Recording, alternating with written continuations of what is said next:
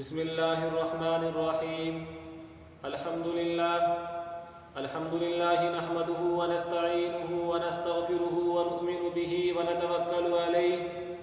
ونعوذ بالله من شرور أنفسنا ومن سيئات أعمالنا. من يهده الله فلا مضل له ومن يضلله فلا هادي له. ونشهد أن لا إله إلا الله وحده لا شريك له وأشهد أن محمدًا عبده ورسوله. أما بعد فأعوذ بالله من الشيطان الرجيم. بسم الله الرحمن الرحيم. يا أيها الذين آمنوا أقيموا الصلاة وآتوا الزكاة. وقال الله تبارك وتعالى في مقام آخر: ورحمتي وسعت كل شيء فسأكتبها للذين يتقون ويؤتون الزكاة والذين هم بآياتنا يؤمنون. وقال تعالى في مقام آخر: وما آتيتم من زكاة تريدون وجه الله فأولئك هم المضعفون. وقال تعالى: والذين يكنزون الذهب والفضة ولا ينفقونها في سبيل الله فبشرهم بعذاب أليم يوم يحمى عليها في نار جهنم فتؤوى بها جباههم وجنوبهم وظهورهم هذا ما كنزتم لأنفسكم فذوقوا ما كنتم تكنزون. صدق اللہ العظیم. معزز سامعین کرام اور ناظرین کرام، میرے عزیز بھائیوں اور مسلمان ساتھیوں، جیسا کہ آپ تمام حضرات کو معلوم ہے کہ ہمارے سامنے عنقریب ایک بہت ہی معظم اور مکرم اور بابرکت مہینہ آنے والا ہے. اس بابرکت مہینے کے لیے آپ علیہ الصلاۃ والسلام نے بے انتہا احادیث مبارکہ بیان فرما دی، جس کی فضیلت اور اہمیت کے متعلق اور یہ مبارک اور بابرکت اور معظم اور مکرم مہینہ اسلام کے بنیادی ارکان میں سے ایک رکن ہے. اور چنانچہ اللہ تبارک و تعالیٰ کی طرف سے اس مبارک مہینے میں اجر اور ثواب کے اعتبار سے دگنا کر دیا جاتا ہے، بڑھا دیا جاتا ہے.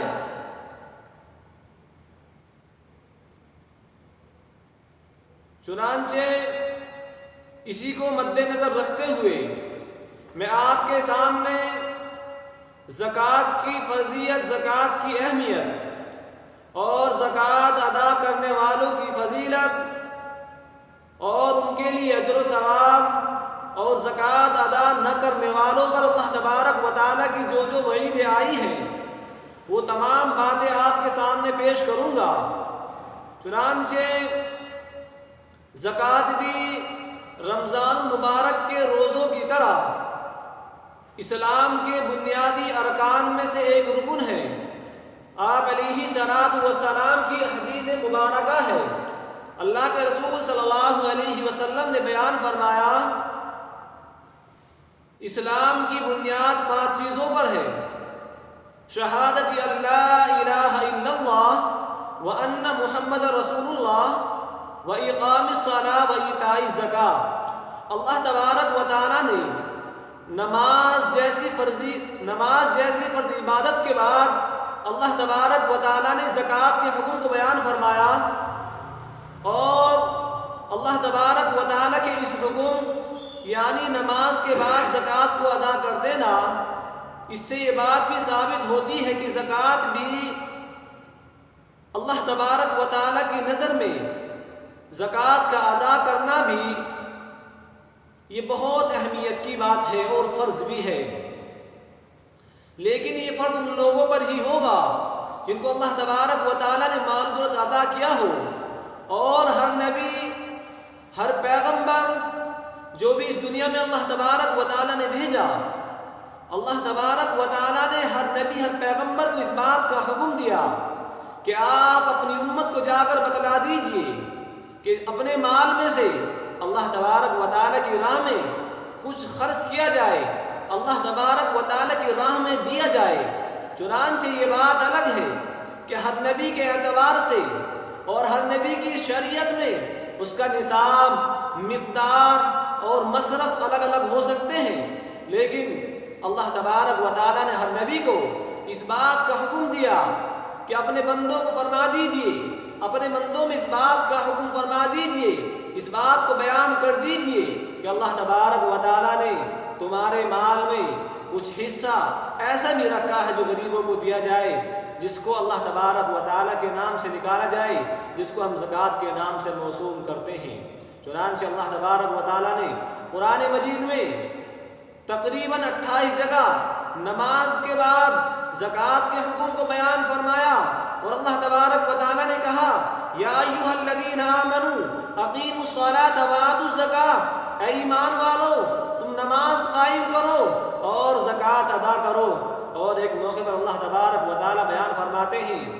وَرَحْمَتِي وَسِعَتْ كُلَّ شَيْءٍ فَسَأَكْتُبُهَا لِلَّذِينَ يَتَّقُونَ وَيُؤْتُونَ الزَّكَاةَ وَالَّذِينَ هُمْ بِآيَاتِنَا يُؤْمِنُونَ۔ اس آیات کریمہ میں اللہ تبارک و تعالیٰ نے یہ بات بیان فرما دی کہ میری رحمت کا مستحق وہ ہوگا اور میری رحمت کے لائق وہ انسان ہوگا جو زکوٰۃ کو ادا کرے گا، جس کو اللہ تبارک و تعالیٰ نے کہا وَرَحْمَتِي وَسِعَتْ كُلَّ شَيْءٍ کہ میری رحمت ہر اس چیز پر یا ہر چیز پر چھائی ہوئی ہے، فَسَأَكْتُبُهَا لِلَّذِينَ يَتَّقُونَ میں اس رحمت کو ان لوگوں کے لیے لکھ دوں گا جو تقوی اختیار کرتے ہیں۔ اور میرے عزیز بھائیوں، تقوی کیا ہے؟ جس کو اللہ تبارک و تعالیٰ نے قرآن مجید میں بیان فرمایا الف لام میم ذالک الکتاب لا ریب فیہ ھدی للمتقین، ہدایت متقیوں کے لیے ہے۔ پھر اللہ تبارک و تعالیٰ نے ان لوگوں کی صفت کو بیان فرمایا الذین یؤمنون بالغیب ویقیمون الصلاۃ ومما رزقناہم ینفقون، وہ لوگ متقی ہیں جو اللہ تبارک و تعالیٰ کو بن دیکھے یقین رکھتے ہیں، ایمان رکھتے ہیں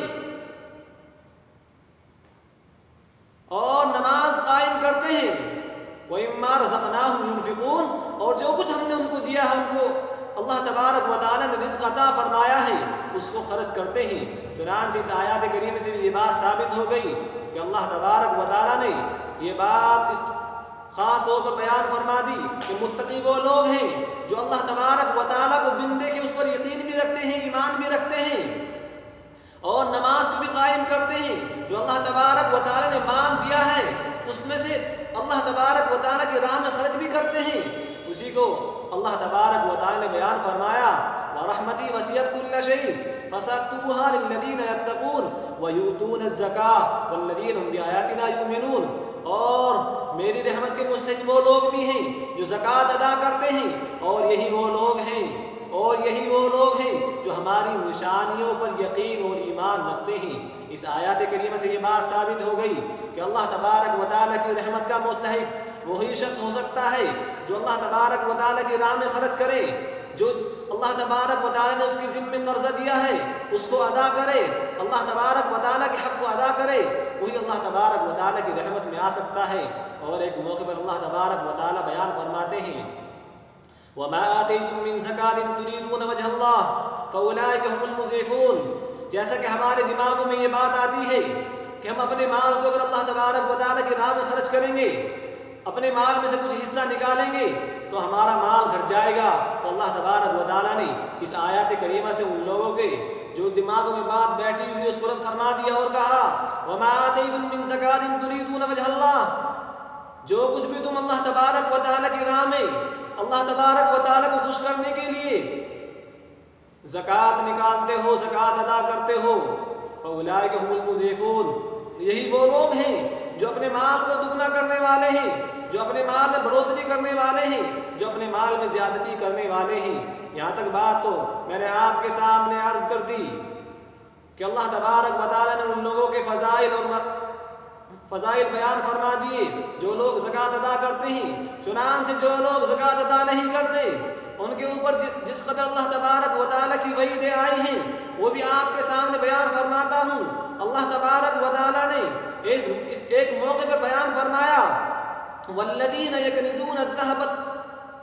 وَلَا يُنْفِقُونَهَا فِي سَبِيلِ اللَّهِ والذین یکنزون الذهب والفضة ولا ينفقونها فی سبیل اللہ فبشرهم بعذاب علیم۔ اس آیات کریمہ میں اللہ تبارک و تعالیٰ نے صاف طور پر بیان فرما دیا اور یہ بیان فرمایا کہ وہ لوگ کہ جو سونے اور چاندی کو اکٹھا کرتے ہیں، جمع کرتے ہیں، فلا ينفقونها فی سبیل اللہ، اور اللہ تبارک و تعالیٰ کی راہ میں خرچ نہیں کرتے، تو اے نبی صلی اللہ علیہ وسلم آپ ان کو دردناک عذاب کی، ہولناک عذاب کی بشارت سنا دیجئے، خوشخبری سنا دیجئے۔ اور وہ ہولناک عذاب کب ہوگا میرے عزیز بھائیوں؟ یوم یحمى علیہا فی نار جہنم، کہ جس دن ان کے مال کو، ان کے سونے اور چاندی کو، ان کے خزانے کو جہنم کی آگ میں دبا دیا جائے گا۔ فَتُؤْوَى بِهَا جِبَاهُهُمْ وَجُنُوبُهُمْ وَظُهُورُهُمْ، اور ان کے اس مال، تپے ہوئے مال کو ان کی پیشانی پر، ان کی بازو پر، ان کی پیٹھ پر داغ دیا جائے گا اور کہا جائے گا ہَذَا مَا كَنَزْتُمْ لِأَنفُسِكُمْ، کہ یہ وہ مال ہے کہ جو تم نے اپنے لیے جمع کیا، فَذُوقُوا مَا كُنتُمْ تَكْنِزُونَ، سو تم آج مزہ چکھو اس مال کا جو تم نے اکٹھا کر کے رکھا ہے، جو تم نے جمع کیا ہے۔ چنانچہ قرآن مجید میں اللہ تبارک و تعالیٰ نے صاف طور پر بیان فرما دیا اور کہہ دیا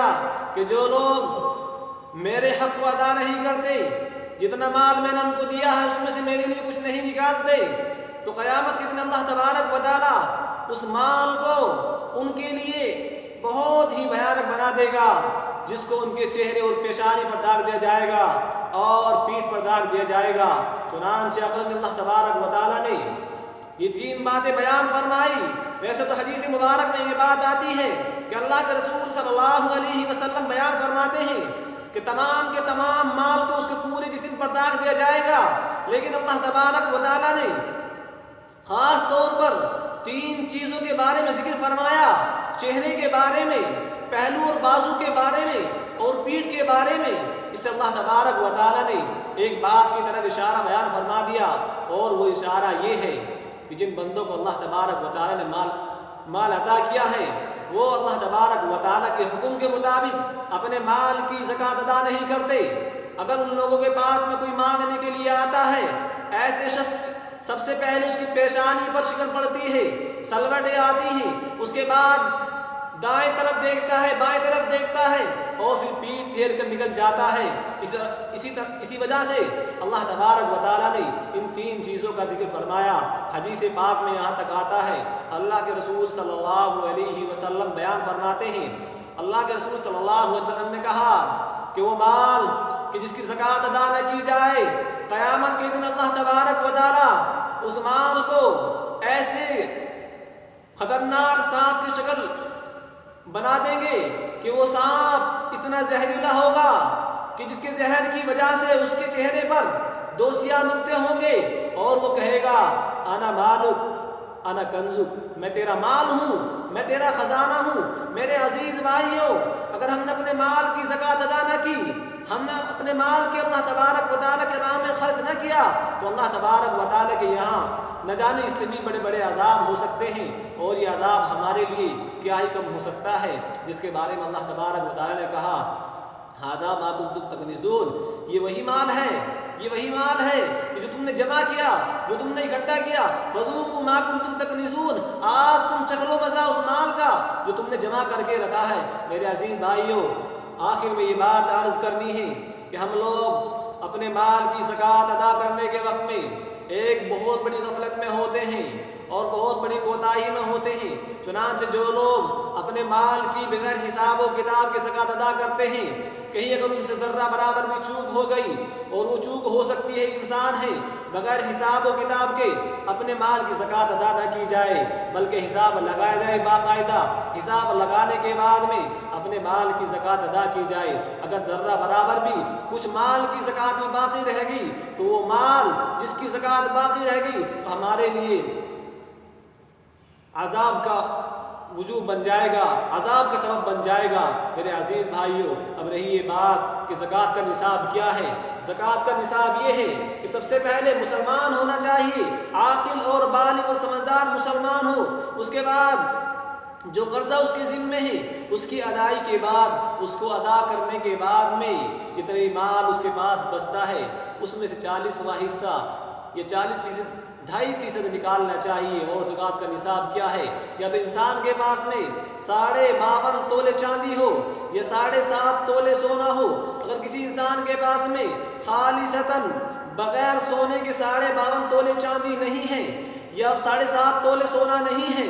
چنانچہ تو سونے اور چاندی کی قیمت کو ملائے گا، یا ایسی ہی اگر مال تجارت ہے، تجارت کا مال ہے، اس کو ایک ساتھ ملائے گا، یا ایسی ہی کچھ رقم ہے، کچھ مال تجارت ہے، تھوڑا سا سونا ہے، تھوڑی چاندی ہے، ان تمام کی قیمت کو چاندی کی قیمت میں کنورٹ کر لیا جائے گا، یعنی اس پیسے کی قیمت کو لگایا جائے گا کہ 52.5 تولے چاندی، وہ پیسہ جو ہمارے پاس میں کچھ مال ہے، کچھ پیسہ ہے، کچھ مال تجارت ہے، اور 2.5 تولے چاندی ہے یا آدھا تولہ سونا ہے، اس کی قیمت لگا کر کیا اس میں سے 52.5 تولے چاندی آ سکتی ہے یا نہیں؟ اگر 52.5 تولے چاندی آ جائے تو پھر ہم اپنی زکوٰۃ کو ادا کر دیں گے، اور زکوٰۃ نکالنے کا طریقہ ہوگا آج جیسا کہ آپ کو معلوم ہے کہ تمام اسفار، تمام سفیر حضرات جو ہمارے مدرسوں سے آیا کرتے تھے، وہ تمام کے تمام لوگ آپ تک اس رمضان میں ان کا ممکن ہے کہ وہ نہ پہنچ پائے، ممکن ہے کہ وہ آپ تک نہ آئے، تو آپ اور ہم سب کی ذمہ داری یہ بنتی ہے کہ وہ مدرسے